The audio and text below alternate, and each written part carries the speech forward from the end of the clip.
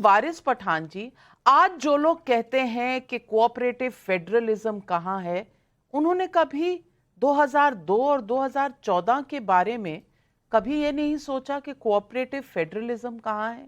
गुजरात अस्मिता, मुझे आज भी याद है 2007 2012 जब ये चुनाव मैंने एज अ रिपोर्टर कवर किए थे, तो हमेशा एक बात कही जाती थी मोदी जी द्वारा कि ये गुजरात की अस्मिता की लड़ाई है, क्योंकि उस वक्त सौतेला व्यवहार हो रहा था। ये पुरानी बातें लोग क्यों भूल जाते हैं जब कहते हैं कि भाई एजेंसीज का दुरुपयोग होता है, हमारी सरकारों को, राज्यों को कुछ नहीं मिलता है। ये सवाल आज भी वाजिब है।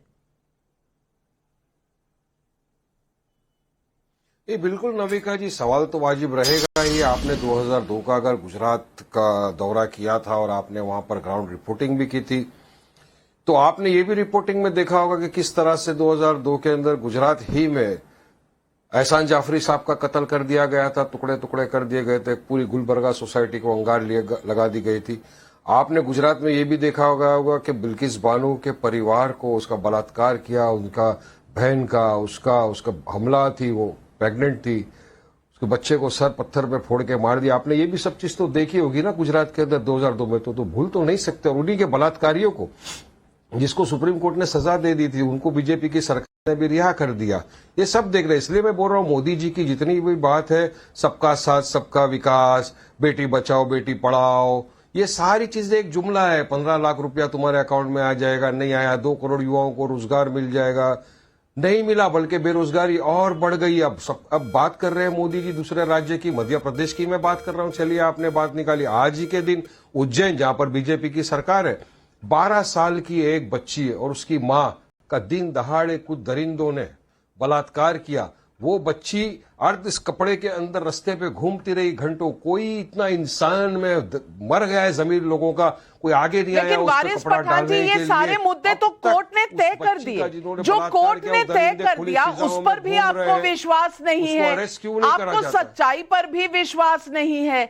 आप एक एजेंडा चला रहे हैं नरेंद्र मोदी जी के खिलाफ पिछले 20 सालों से। ये मैं नहीं कह रही, ये सुप्रीम कोर्ट ने कहा है, और सुप्रीम कोर्ट ने इकोसिस्टम का नाम लिया है। लेकिन शहजाद पूनावाला, सुप्रीम कोर्ट ने बिल्किस बानो के जब बलात्कारियों को जो रिहा किया है ना, उनके बारे में भी टिप्पणी की है। ठीक उनके है, बारे में भी टिप्पणी की। आप जरा उसको भी प्रॉपर्ली से पढ़ लेना। और मैं बात कर रहा था आज मध्य प्रदेश की, टिप्पणी करते हैं, लेकिन जो एसआईटी ने क्लियरेंस दी उस वक्त आपकी आवाज कहीं फंस जाती है गले में। शहजाद पूनावाला, मैं चाहूंगी आज इस बात का फैसला हो कि ये जो रोज कहा जाता है सेंट्रल एजेंसी, क्या, एक मिनट वारिस पठान जी, ये पब्लिक रैली नहीं है, यहाँ डिबेट में सीमित वक्त है। शहजाद पूनावाला, क्या 2011 में ना ये बीजेपी की मीटिंग है, यहाँ पे सिर्फ आप बोलेंगे और हम सब सुनेंगे? सर, सब आप बोल रहे हैं, आप 1.5 मिनट बोल चुके हैं, उसके बाद किसी और की भी बारी हो सकती है। शहजाद पूनावाला, सवाल यह है कि 2011 में क्या इनकम टैक्स के नोटिसेस नहीं भेजे गए थे कि वाइब्रेंट गुजरात में 2011, 2010, 2009 में कितने एमओयू साइन हुए, उनका लेखा जोखा बताइए। क्यों? क्योंकि केंद्र उन सारे इन्वेस्टर्स को क्या पहुंचना चाहती थी कि भाई इन्वेस्ट मत करो गुजरात में? क्या प्रधानमंत्री के आज के बयान से इसी तरफ इशारा है?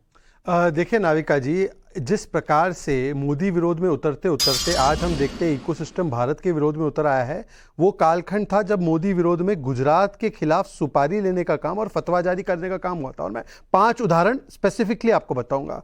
ये है टाइम्स ऑफ इंडिया की रिपोर्ट, ये दिखाती है इकोनॉमिक टाइम्स की रिपोर्ट कि कांग्रेस ने बंद इशू किया था गुजरात वाइब्रेंट समिट पर। मानिए कि आपको प्रदेश में कोई इन्वेस्ट करने आ रहा है, आप कह रहे हैं बंद होगा और यहां पर किसी को आने नहीं दिया जाएगा। दूसरा, आपने इनकम टैक्स और एजेंसीज को बहुत कवर किया है।